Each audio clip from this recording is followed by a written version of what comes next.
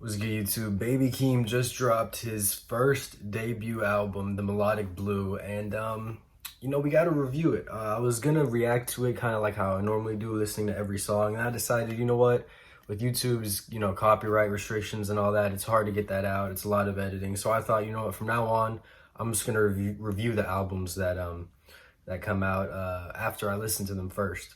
So. That being said, the Melodic Blue, listening to it for the first time, I haven't listened to a lot of Baby Keem. I don't know if there's even that much music he's released before this album. I know he had a couple hit songs that he blew up with, but really listen to the singles, listen to Do-Rag Activity, listen to Family Ties, liked them both, liked Family Ties a lot more. Wasn't a huge fan of Do-Rag Activity with Travis Scott for a long time. And then he dropped Melodic Blue, and I really didn't know what to expect. I've kind of gotten used to Baby Keem's weird deliveries that he delivers, his weird flows and stuff. But I wasn't expecting this type of album. I was not expecting this album to be as experimental as it was. I wasn't expecting it to be as weird, I guess. I'll say weird as it was. But that being said, it's a really good album. So let's just get into the songs part of the review first. I'll go through every song and point out what I like best about them. So Trademark USA, the intro song. Really hard, was a nice beat switch in there, and he's rapping about it. He's spitting what he wants to spit about. He's rapping, really hard beat. Pink Panties. So at first, when I listened to Pink Panties, I didn't know if I liked the chorus. I don't know who it's by. It's not Keem singing it, but it's a weirder chorus. But it grew on me. It really grew on me. This is where I really heard some 808s influence in this song, just the beat, and that comes up a lot. I didn't know that he loved 808s and heartbreaks as much as he did, but it's a big, what am I trying to say, influence on this album.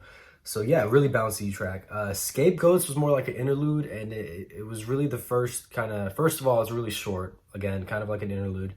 I don't know who's singing, but there's a girl singing on the track. It was really nice. Then he cuts in for this little verse at the end, and then flows into the next song. But I thought it was really nice and really vibey. So that kind of brings up a theme I'll talk about in a second. Next we had Rain's Brothers, bro. Honestly crazy. Kendrick Lamar goes crazy on this song. Baby Keem goes crazy on this song. They have a really cool back and forth I really liked. I don't know the bars exactly, but I know Baby Keem's trying to compare me to him. I'm not him. And then Kendrick Lamar has some ad lib and he goes, he's Baby Keem or something like that. It's pretty funny. Kendrick Lamar's ad libs that he has while Baby Keem is rapping, they're pretty funny. So y'all should go check them out. Yeah, I mean, their back and forth is really awesome. Kendrick Lamar's top of the morning, top of the morning, top of the morning, top of the morning. It's just him doing Kendrick Lamar things, and it's really cool. It's a really cool vibe. Issues is actually probably my favorite song on the album, which is kind of weird, I think, because it's definitely one of the less, Baby Keem spazzing. It's not as spastic as other songs, but I like his spastic stuff too. So I don't know. I just remember first hearing the song and being like, okay, wow, this is amazing.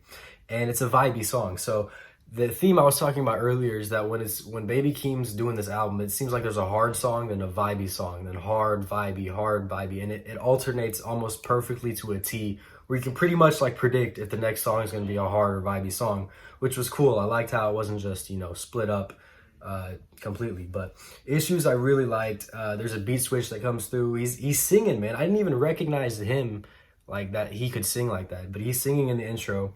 When the beat switch comes halfway through, he gets a Y-Y-O singing kind of bridge, I guess, in the song. That's really nice. Definitely a softer vibe, fire, and I thought it was really unexpected from him. And then he goes on to Gorgeous. Gorgeous, another song that I really could hear the 808s influence with the drums. It almost felt like a Cudi and Travis vibe too. I really heard some nice humming that was like a Cudi and Travis vibe. I really liked Gorgeous too. Gorgeous and Issues to me are my favorite back-to-back songs that I really liked. He used a lot of auto-tune on Gorgeous, but I thought he used it well, and it sounded nice. So after Gorgeous, we go to South Africa. Again, hard song, hard beat. I didn't enjoy this one too much. This is probably my least favorite song on the track, just because it is hard and there is a really kind of different, kind of weird beat that comes along with it. But I don't know if I liked it as much as I like some of the other songs that were more experimental. Lost Souls. So again, softer vibe. Uses autotune a lot again. His voice, like his delivery on this one's nice. I didn't know about the intro at first, and I almost don't know if I like it still. The intro to Lost Souls, where he's kind of like, all these hoes, they're all lost souls. I was like, I don't know, bro. I didn't know about that, but I really like the outro. I felt like the outro made up for it on Lost Souls. Overall, though, I did like the song overall. Next, what do we have? Coco, I actually really liked. So I was expecting Don Toliver to be on the chorus. He was not. It was Baby Keem. It's a hard song. So again, going back to a hard song. But Don Toliver really had a good verse. You know, it's hard being on an album with 2 Kendrick features and then being asked to give a feature. You know, it's hard to compete with that. But he honestly did one really well. I mean, I just remember his verse matching like the beat really well and him doing an excellent job on that. There's a lot happening on this one though. I do remember like a lot of stuff was happening. I was like, oh my gosh, this is all over the place, but it still felt good and it was still nice to listen to. I wrote down a bar here I liked. Took a trip to Perry's to post another caption. I thought that was hard when that came on. Some of y'all, if y'all really like the song, y'all probably know that part. Family Ties, again, I already heard this song. Kendrick debatably drops verse of the year. The beat switches were hard. Baby Keem's verse was hard. I mean, not much to say. Really, really awesome song. Really awesome single that he released before the actual album. So next we go on to Scars, and Scars, I just remember listening to Scars and thinking like, this is really cool. Like I thought it was a really cool song. He's got a piano intro to it. Really different from Family Ties I have written in. Like again, Family Ties is hard, so Scars is going to be softer, the alternating vibe. This one, again, you can really hear the 808's influence with the 808 pattern. It's like got like a marching beat. I don't know. It's a lot of the album reminded me of 808's and Heartbreaks. I put it's genre defining on this one. Like Scars, another one I really liked. There's a part he's asking God, you know, why life's so hard, why he's getting all these scars or something. Just really liked it. Thought it was cool. Durag Activity, I still haven't warmed up to this song completely. I definitely like it a lot more. I just don't love it. It's a cool vibe. Again, it's like I wrote down. It's like it feels like you're in like the Saharan desert or something, or you're like in Morocco watching like a dude charm a snake or something. Like it's that weird. It's that vibe. It's just I don't know, man. I don't know if I liked Travis's feature. I just don't know if I liked it as much as, you know, even Don Toliver's. I definitely didn't like it as much as Kendrick's, but I just thought it was kind of a weird. I don't know if Travis fit in it. I'll say that. I don't think it was all Travis that I didn't like about the song. I don't know if I like the whispering 100%, but it hasn't grown on me completely yet. So I don't know. I have to listen to that a few more times. Then we go to Boo Man. Trumpets. There's a lot of horns in this one. This one to me is probably the weirdest flow on the album. Like, if you like, you know, very vanilla rap or you like trap or something, you're probably not gonna like the song. Really weird deliveries. He's got an outro that's got a voice change on it. Just really weird, really crazy flow on that. Next, we got First Order of Business. This one's again, so we go hard trumpet one. This one's vibey again. Really choppy chorus. At first, I didn't know if I liked it. Probably not my favorite song on the album, definitely, but I thought it was cool what he did. I really liked the beat on it, and he shouts out his mom, you know. So there's that. Vent, I think, is the hardest song on the album. I think it's got the coolest beat. Not the coolest beat, but it's got the most wicked beat I have written. Yeah, I don't know. I thought the album was kind of dying down, where he was going to slowly get quieter and then kind of just fade off and finish the album. And he threw Vent in there, and it was like, again, you know, you got to have a hard song after you have a vibey one. If it's vibey, the next one's hard. If the next one's hard, then the next one after that's going to be vibey. Like, it's like that. And 16 proves that. 16 is vibey. It almost felt like an 80s beat, like some song you'd hear playing in the 80s. Really cool.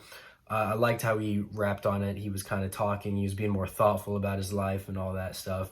Didn't feel completely like an ending song. You know, sometimes the ending or the last song on an album kind of summarizes it. But again, it's kind of hard to summarize when you're that crazy, that all over the place. But still a cool vibe at the end. So that's all the songs.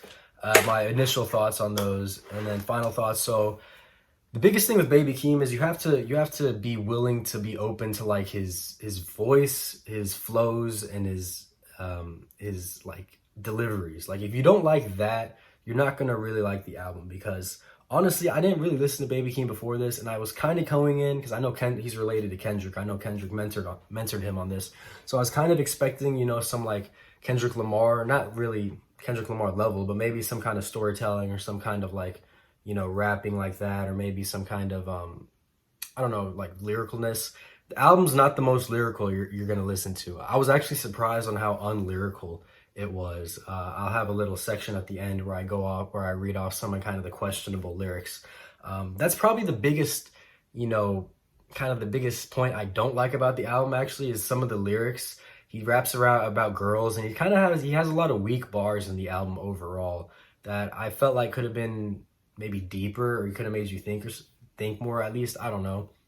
But he does step it up on the songs that Kendrick's on, you know, the Kendrick effect. He definitely steps it up on those songs.